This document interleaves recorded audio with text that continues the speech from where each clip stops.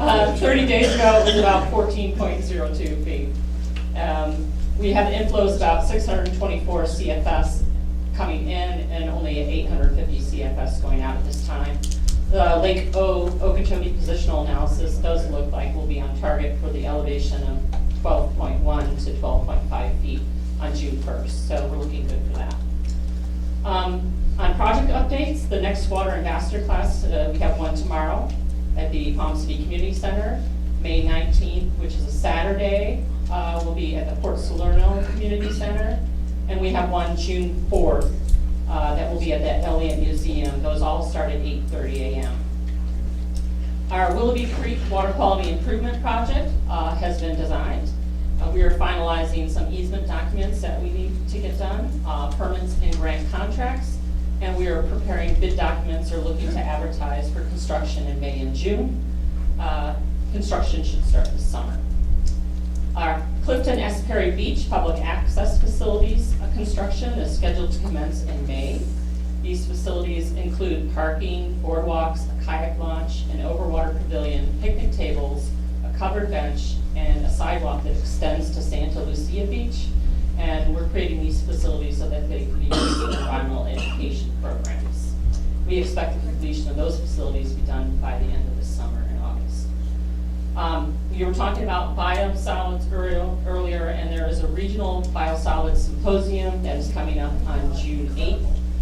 That's being put on by the Treasure Coast Regional Planning Council and the Indian River Lagoon Council. Could you repeat that, because it's June 8th? June 8th at the Indian River State College Chastain campus. It's a Chastain campus. Which is in That's Port Salerno. from June 8th at what time? It's from 8 to 4. 8 to 4. And then you were talking about the monitoring earlier, and I did want to let you all know that last year Martin County did fund 2 of the Kilroys for ORCA, and I believe, correct me if I'm wrong, Terry, we do have that in the budget for this year as well. That's all I had. Wow, thank you.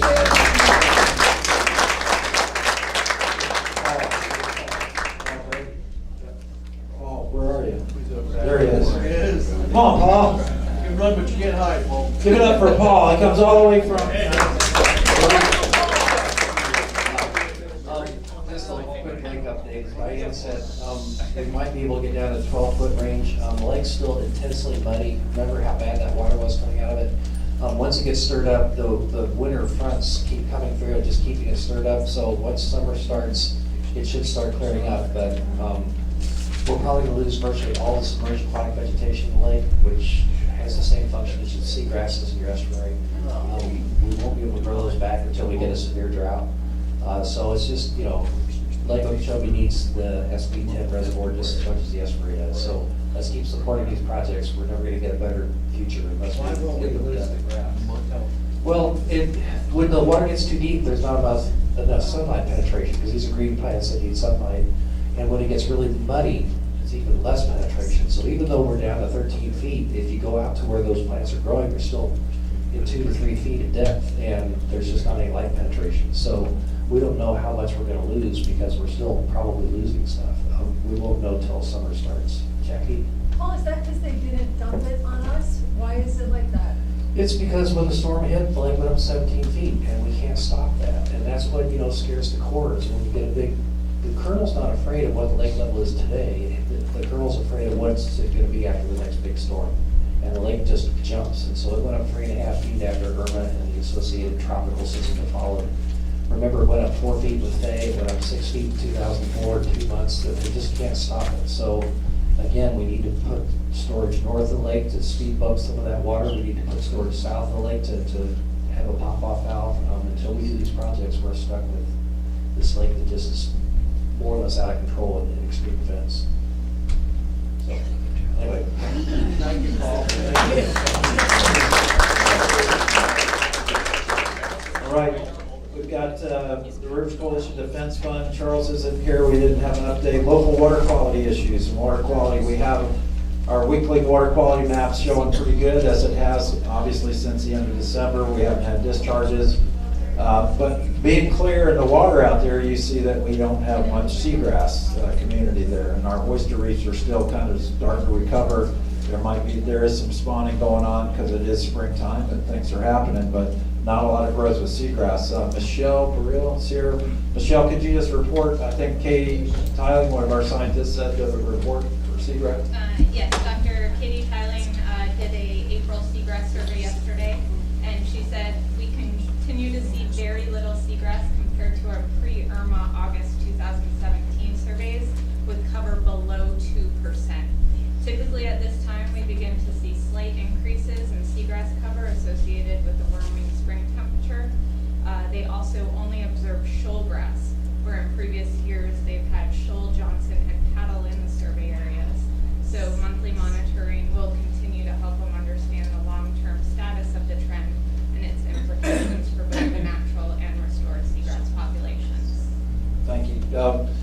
I wanted her to give that because we're fortunate that we can continue some monitoring that we do at Florida Oceanographic for seagrass, because as Jim mentioned earlier, a lot of not only water quality testing, but also the seagrass monitoring efforts at the Water Management District have been discontinued. And so their unfortunate discontinuance of monitoring seagrass or oyster reefs or other habitats are having to be picked up by local folks, and we're interested in restoring those habitats as well. So we have a lot of great volunteers, a lot of you in the room have helped do fragments and pick those up and do that.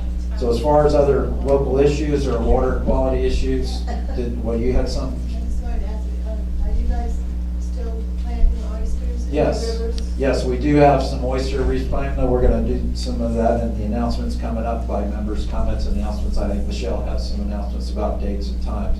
But I wanna move into our Indian River Keeper update. Let me welcome Mr. Marty Bung.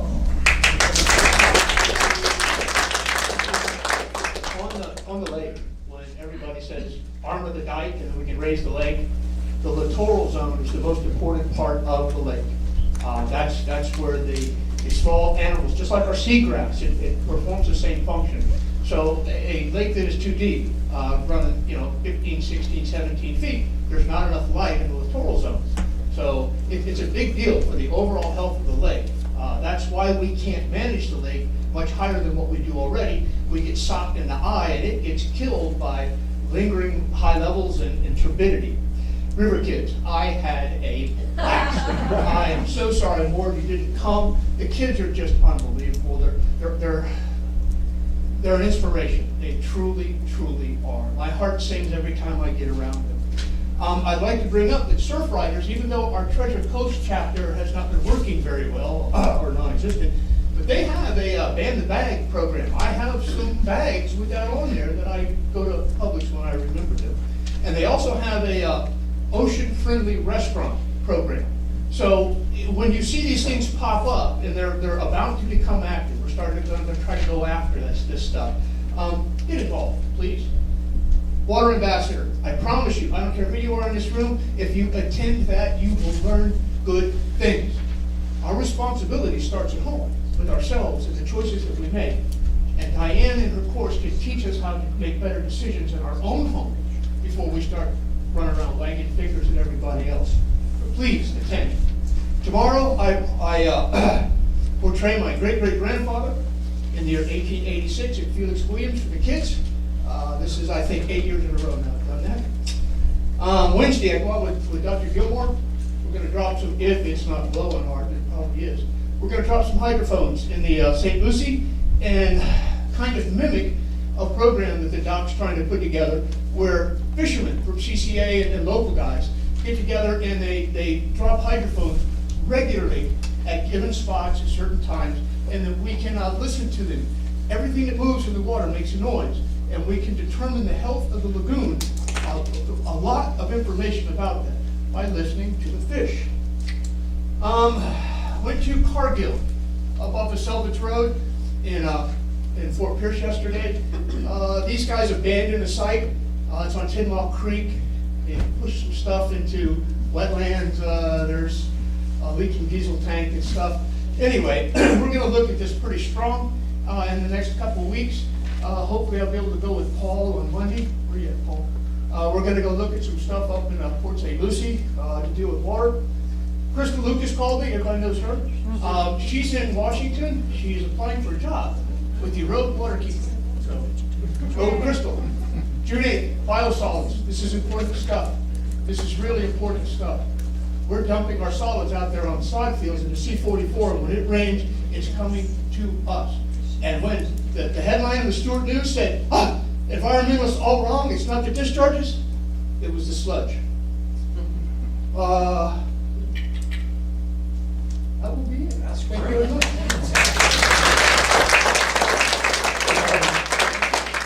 That's awesome. Okay, we've got some other member announcements. Michelle, you had some other kind of oyster dates and things that we need to do. Yes, every month we have our research opportunities where you could join our research department with oyster shell bagging. That will be on May 17th. We have our seagrass survey May 24th and seagrass matting's on May 30th. I'll have some newsletters over here if you guys want to remember the dates and join us. Sea turtle nesting season is also upon us, so Florida Oceanographic hosts nighttime sea turtle walks, which will begin May 30th this year. So if you're interested in signing up, May 1st starts the registration. Thank you, Michelle. Great. So any other comments? Yes, Jim did. Yes, sir.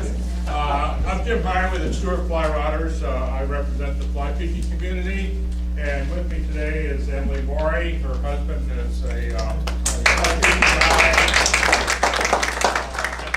fly rod company, among other things. And so anyway, Emily got the licensing to put on what they call the Worldwide Fly Fishing Show. They used to do that years ago at the Lyric Theater, and they would fill it up. Basically, it's 2 hours of videos of people fly fishing from around the world. It's an exciting show. It's really neat to watch. It's a fundraiser for Bull Surfer. Okay? And I'm going to let Emily fill you in with the details of when, where, the tickets, and all that kind of stuff. Hi. So we are having, it's called the International Fly Fishing Film Festival. It will be at Ohana Surf Shop, Friday, May 11th. Doors open at 7:30, film starts at 8:30. We'll have a bunch of raffles and prizes. It's $15 in advance. We do anticipate it to sell out. We are limited to 200. And you can buy tickets either online at flyfilmfest.com or White's Tackle here in Stewart. I just dropped off tickets on my way here. So, and it's a collection of professional short films from all over the world. It's shown all over the world, Australia, New Zealand. So Emily, it's at Ohana Surf? It'll be at Ohana. We're gonna set up an outdoor. They do a lot That's a of. small surf shop. Yeah, no. We're gonna have the whole left side of the parking lot. You can buy beer and wine inside of the little store. They're gonna have the food truck available. Okay. So, yeah. What's the date again? It is Friday, May 11th. Doors open at 7:30. And we'll have. Where is that? It is right across from when you're going towards the beaches where you like to make a right into the Marriott, there's a little gas station and the surf shop is right there. It's called the Island Pantry. They got the mobile gas station. Yeah, right next to Across on MacArthur Here, yes. Boulevard. Yeah. MacArthur, right across from MacArthur Right Boulevard. across. Thank you. Thank you. Great.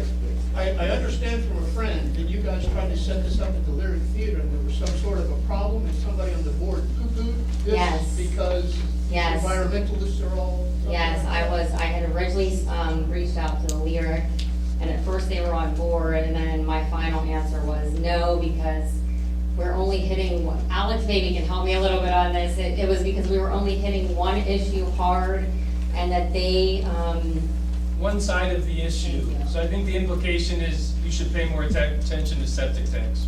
right, and then, and that we wouldn't be able to get anyone else in, I mean, I have it in an email if anyone would like to see it, but, that no one in this town would host us, or, another nonprofit because of what we stand for, so.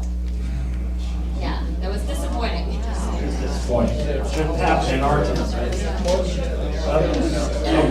Okay, I do want to give a quick opportunity. I know there's some candidates in the room for elected office, and we have election coming up the end of this year. Of course, November, August, the primaries in November is a big election. So we all need to be aware of who is there, who's running, or what's going on. We're not going to give a platform for this, this isn't a candidates forum, but I did want to give an opportunity for those who are running for office to stand up real quickly And announce what you are running for, what district you're running for, what's. Absolutely. I'm Tiffany Parisi. I'm running for the State House of Representatives in District 83. District 83. Hi, I'm Mike Meyer. I'm running for Stewart City Commission right here. Vote is this August. Mike Myers, Stewart City Commission. Anybody else running for office? Yes. My name is Robert Levy. I'm running for Senate District 25, which is this district. That's Florida Senate District 25. Correct. Very nice to have you. Okay, great. So if you're interested in talking to more of these candidates and learning more about what their platforms are, please get in touch. George has it now. Orca, there was an article Tyler Treadway had in, I guess it was two or 3 days ago. We're going to start May 1st, and you'll need to contact Beth Falls for all the details, because I've been out of the office quite a bit.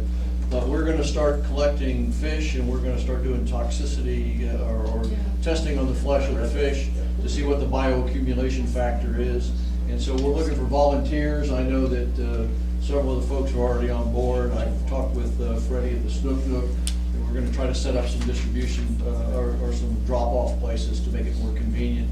But we'll be doing some testing over a period of time, and all the details, you really would need to contact Dr. Beth Falls at Orca, and she can fill you in a little bit more. Tyler had a lot of the detail in the article, and so if you want to go back and look at it, I think it came out about 3 or 4 days ago. A couple of days ago. Good.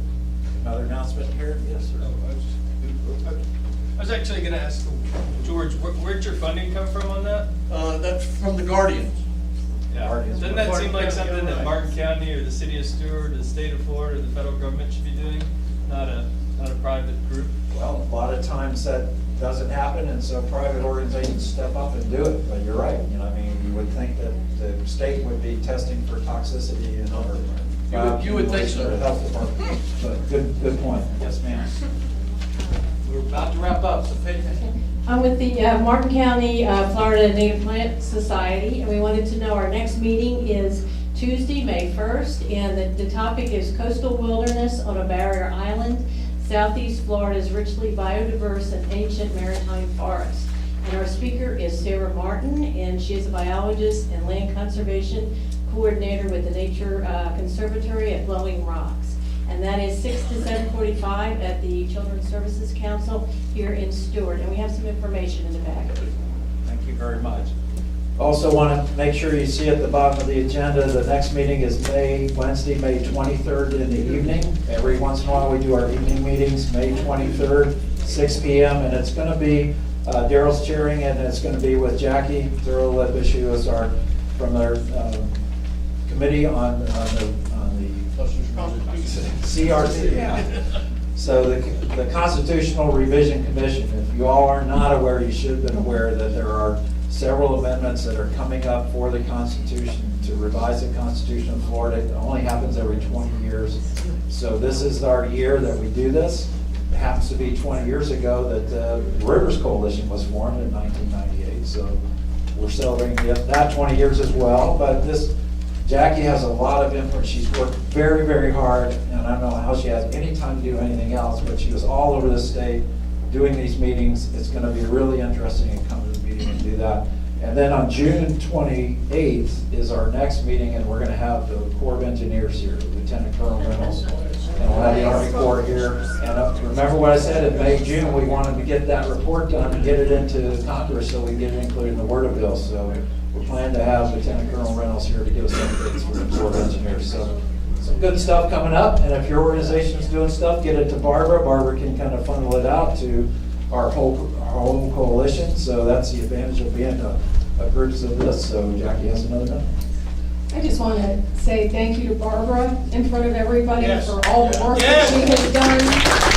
And also, Barbara was unbelievable at the River Kids event, and she basically, with a whole group of kids, created that manatee there with all the different things on it, and she also created all these masks. I mean, the labor of love that people put into things is what keeps you going.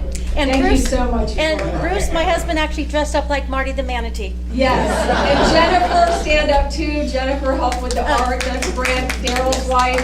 But it's volunteers and all of us together with our relationships that changes the world. Thank you, Barbara. Oh, you're welcome. And with that, we'll have a meeting adjourned. Thank you.